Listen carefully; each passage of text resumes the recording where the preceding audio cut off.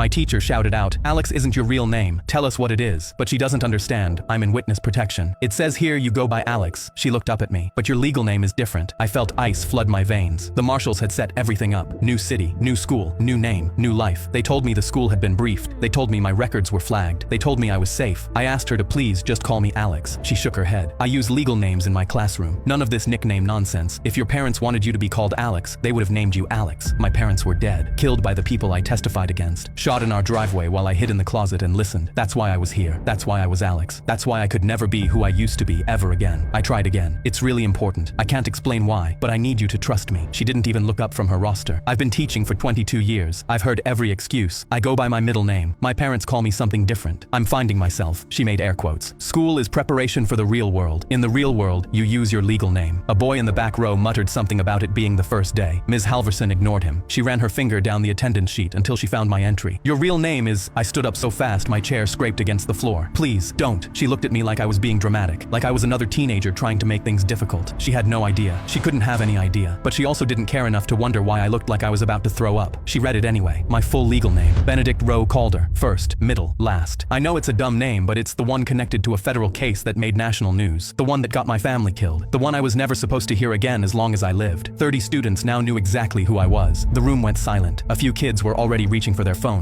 Any one of them could Google me. Any one of them could post it. Any one of them could tell someone who would tell someone who would tell the people still looking for me. 3 years of hiding, gone in 4 seconds. Ms. Halverson smiled like she'd won something. See? That wasn't so hard. Now, moving on, the classroom door flew open. A man in a dark suit walked in. I'd never seen him before, but I recognized the look. The way he scanned the room. The way his hand stayed near his hip. The way his eyes found me, then found Ms. Halverson, and went cold. He pulled out a badge. U.S. Marshals. Ms. Halverson's face went white. He walked toward her desk with the kind of calm that's more terrifying than yelling. That student is under federal witness protection. The name you just read out loud is sealed by court order. You have potentially compromised an active